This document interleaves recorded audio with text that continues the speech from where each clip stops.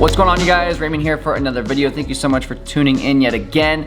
Today is gonna be a little bit of a different day. I ended up having to take my mom out to get some surgery done today, so wish my mom some love in the comments if you could. And this is just gonna be a really quick video. Figured I'd do a quick Q&A for you guys. So I posted on my Instagram and asked you guys to ask me some questions.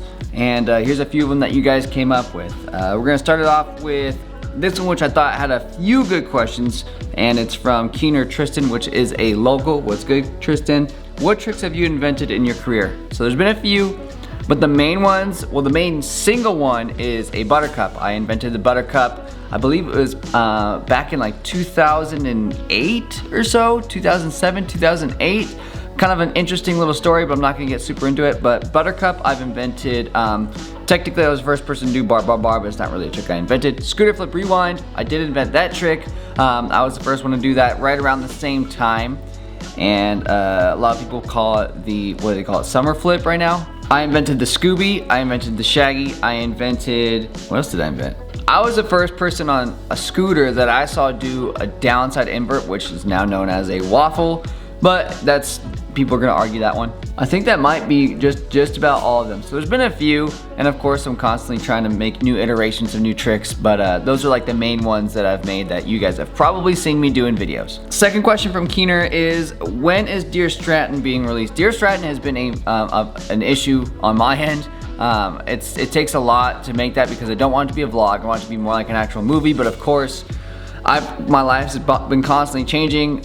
Went from essentially just doing YouTube every single day to suddenly like buying a house, and then COVID came around. Then I ended up buying a business, which is now Scooter Zone. Life has been a big jumble of crap, and that video project, Dear Stratton, will take at least like a month of straight filming specifically for this video, and it's not like a scootering video, but that's gonna be a little bit. And his next question is, your favorite YouTuber to watch? I've always liked watching Casey Neistat myself. He makes incredible videos. I also really like watching Peter McKinnon because I'm really into camera stuff. But lately I've been watching a lot of Tesla videos because I ordered a Tesla and I'm excited for it. Next question's from IMA_B.F.F.R_. Damn, that's a long name. And his question is, I'm going to Scooter Zone on Sunday, March 13th. Is Raymond gonna be there? Okay, I wanna explain something to you guys really quick. Scooter Zone, I do go there quite often. Of course, I'm the owner of the whole store. Although I'm not there every single day. If I am there, most of the time I'm in meetings and I don't answer the phones. I'm not usually the guy that answers the phones. Sometimes I do, but most of the time I'm not. So if you guys are calling Scooter Zone just looking for me, most of the time I'm not there. I go there a lot at night, a ton at night, because I can just sit down and get to work. So if you guys are trying to catch me, it's kind of like it's an odd situation because again, I'm not there every single day. But if you do, I'd love to see you. I'd love to see you. I'd love to sign something for you, as long as I'm again not in a meeting or something like that. And yeah, so come down, say what's up. Max.Baston wants to know, what bar width do you ride? So right now I'm running, I believe it's just over 21. I'm always going back and forth between bar sizes. A lot of times I'll go from 22 to 21, back up to 22, 22.5, back to 20 something. And I'm usually sticking between 21 and 23. That's usually like my comfort level. I've gone down to 20 and a half throughout the past couple years, but I didn't really like it. I thought it was a little bit too small. 21 and 22 have kind of been my money spots, just for me personally, but I know it's a little bit smaller than a lot of you probably ride. Actually, that's probably not true. A lot of you guys probably ride about the same width, but it's smaller than a lot of pros ride, but it's just what I'm comfortable with, and I'm sticking with it because it's what I appreciate and I am me. So 21, 22. Emma Conway 74, who is also a local. What's up, Emma? She wants to know, what was your first signature part? So my first signature part, oddly enough, was with Scooter Zone, and it was a signature wheel. We made, I think there were 100 of them, and I have one, I just don't know where it is right this second. I'm gonna check anyway. I think that the wheels are back over here in my stash of a bunch of scooter parts. I want to say it's in this bucket, so I'll check really quick. I really don't want this bucket to fall. Let's see, we got MV wheels. That's an old proto wheel. Damn, I might have to take it out. Oh! That thing is so damn heavy. Of course, the lighting's not gonna be prime right here, but let's see if we can find this thing. It's old YouTube wheels. It's an old Pro Comp whip. Clear, see-through. God, it was in here. These are old broken Reaper bars. Oh! Got it. Let's go. All right, so this is my first ever signature wheel with Scooter Zone. I actually drew this design. It was drawn on a CD, and I sent it to James, who was the previous owner of Scooter Zone, and told him, hey, here's my design. And he just literally took this exact design and just printed it on the wheels. So this is my exact drawing that I drew. This was back in probably 2000, let's see. This was before I made the Buttercup, or no, it was after I made the Buttercup. So this is probably 2011, so 11 years ago, damn. I remember drawing this at my uncle's house in the office. It's really cool to see this again. Thanks, Emma. I appreciate you reminding me of my first ever signature wheel. Good times. Max underscore, is that Cailot? Cailot, C-A-I-L-L-O-T, wants to know, what did you think you were gonna be when you were a kid? That's actually a really good question. When I was a kid, let me tell you something, I did not think, one, I was gonna be a YouTuber. I did not think I was gonna be riding scooters for the rest of my days. And I did not think that I was going to own a business. I didn't think any of those things were gonna happen whatsoever. I literally just wanted to be, well, the first job I wanted to ever be when I was really young was a snowman, believe it or not. But then when I actually got some sense, I wanted to be a baseball player. I've always enjoyed playing baseball. I like the game. I haven't played in a long time, but that's what I wanted to be when I was a kid. I played baseball just in Little League, and I think I played for 8 years, and it was a ball. I loved it, but I ended up getting stuck with a couple of crappy coaches, and that pretty much put an end to my love for playing in an actual league and on a team. I didn't appreciate that because they would throw me in the worst spots that I didn't want to play at all. I thought that sucked. So now I ride scooters and I can do whatever I want, whenever I want on my scooter. That's what I wanted to do. Ellis underscore scoots underscore 0151 underscore wants to know, have you ever thought about leaving one of your sponsors? I have. I've left sponsors before. Now before I get super into this, I'm not gonna go really deep, but I mean, I have left companies before. I mean, I left Phoenix years ago and left them for Envy. Main reason being they sold the company, and the new owner, I wasn't exactly too crazy about him and what he was about. I didn't think personally that he was really into the sport of scootering for the sport of scootering. I personally just thought he was kind of trying to make a quick buck, which is okay. That's fine. I'm okay with that.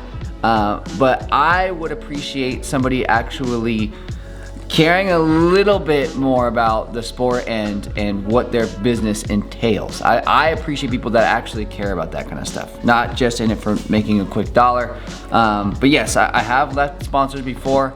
Have I thought about leaving Envy? No, not this far. I've really appreciated everything that they've done for me. I'm happy where I am right now, and I'm assuming it's gonna stay that way for some time. But I have appreciated everything that my previous sponsors have done for me. So to all of you that have supported me throughout the years, including Maggear, Lucky, Epic, Scooter Zone, Envy, Phoenix, who else is there? Razorama, Pro Comp, Pro Ride, and Vital Scooters. Thank you all so much. You guys are awesome. Appreciate all of you guys for all that you've done. Is that all of them? I think it is. Vise underscore Obey wants to know, do you still see yourself riding in the next 10 to 15 plus years? Absolutely. I mean, I'm 30 right now. I'm not that old. There's plenty of people that are within the BMX industry, the skateboard industry, motocross that are still riding. Granted, will I be able to do every single thing that I'm doing right now? I have no idea. Maybe, depending on what happens throughout that next 10 to 15 years. I mean, God forbid, knock on wood, I get in a car accident or something, and something goes terribly wrong or something like that, but I do plan on it. I do plan on riding within the next 10 to 15 years. Also, I'm gonna send some love out to Tony Hawk, who obviously every single person that is watching this video knows who Tony Hawk is. He just broke his femur in a really bad situation, and it's gonna be quite a test for him to get back onto his skateboard. So huge love out to Tony Hawk, and if you guys follow him on Instagram, go show him some support.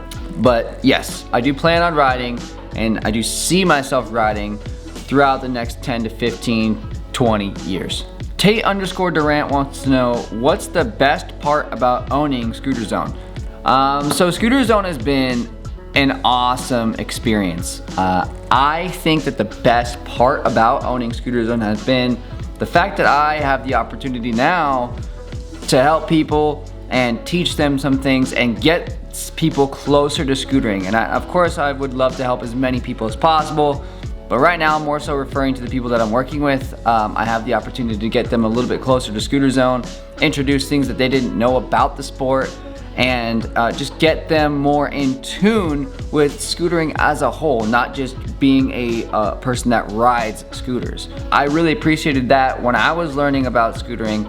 When I was working at Scooter Zone doing the same thing, I was going to meetings that James pretty much didn't want to go to.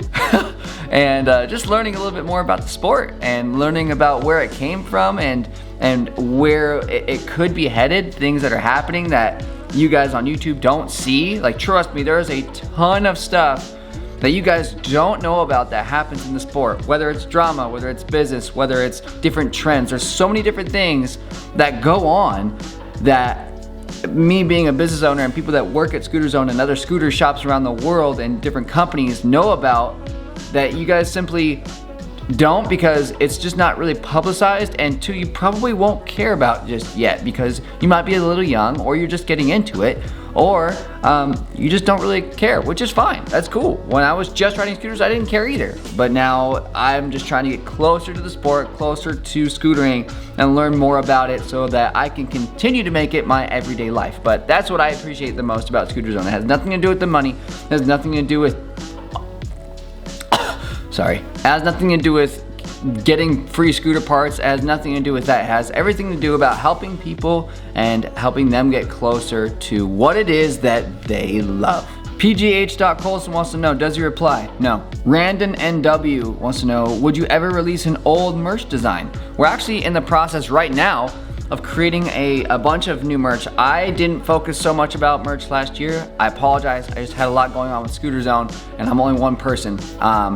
And this year, we are focusing super heavily on merch, different colors, different designs, things like that, different hats, new things, just like new items that you guys haven't seen us actually make before. So I'm really excited about that. But have I thought about making an old one? I wouldn't say I've ever thought about just releasing an old design, just because I don't think personally that's very creative, just releasing an old design. I know that I like making new designs and possibly making new colors of that one design. That is one plan that we do have this year, so that you guys have more options to kind of fill your closet for your weekly outfits and whatnot. Maybe more green, purple, and things like that on actual shirts and hats and whatnot. Just so there's more options, but going back and just releasing something that's old, I haven't thought about that just yet. If that's something you guys would like, let me know. And if we get like 100 comments or something from people,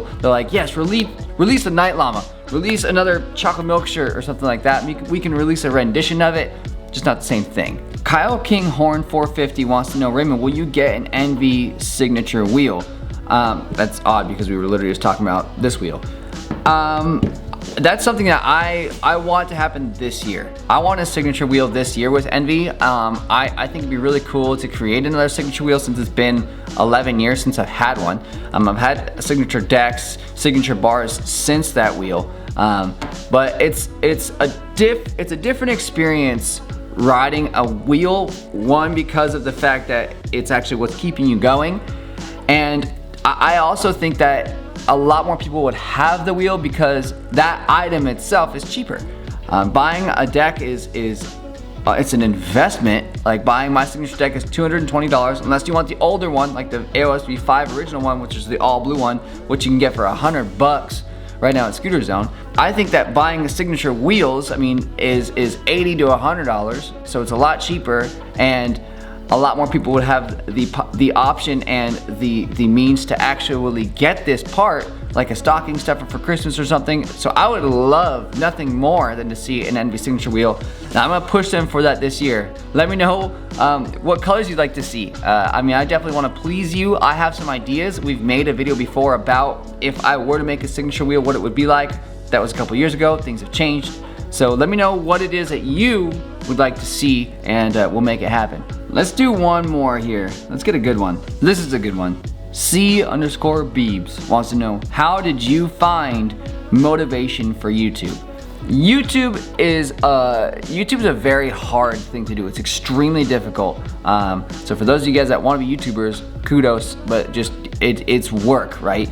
Because you can't just be a YouTuber for the rest of your life. You simply can't. YouTubers are very, very busy because of the fact that once they start doing YouTube, they see an opportunity and they start making things like merch, and they start doing other business endeavors, and you start to, there's just a little seed. YouTube is just a small seed that can sprout into an incredible tree or a career and things like that, but it's not just YouTube, okay? I run 2 other businesses. I ride my scooter every single day, or at least try to. I still want to live a normal life and see my family and spend time with Mackenzie, and I still want to be able to go out sometimes and play golf, and I still want to be able to just hang out and relax at home and just watch a movie and things like that. So YouTube takes many hours throughout the day, so it is sometimes kind of difficult to find motivation. But my motivation personally is, there's one thing that James told me years and years ago, and it's, James, again, was the person that used to own Scooter Zone. I learned a lot from him, and it was a very, very simple statement. It was super simple. And he said, Ray, don't get burnt out. Don't get burnt out. So I literally just think of that one thing, don't get burnt out.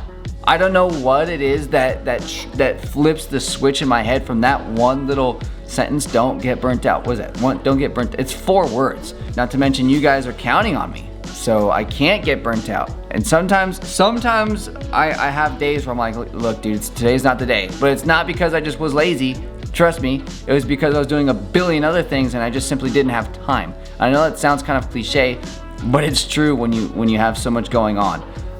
But my motivation is those 4 words. Don't get burnt out. That's gonna do it for today's video. Hopefully you guys enjoyed. Thank you so much for all of you that submitted questions for today's video. You guys are awesome. Absolutely appreciate you guys. If you guys have any other ones, let me know in the comments below. I'd love to get in there and answer some just via reply on YouTube, and just kind of show you guys some love. But again, if you guys need to grab some scooter parts, you guys know where to go. www.thescooterzone.com. Check us out. Any parts that you guys need, whether it's scooter wheels, bars, forks, a complete grips, grip tape, bearings, headset, clamp, anything you guys need, we got you. www.thescooterzone.com, and new merch coming out probably within the next 30-ish days, so get ready for that. I'm super excited to introduce that stuff to you guys, and I appreciate you all. All right, until next time, your boy's out of here. Later.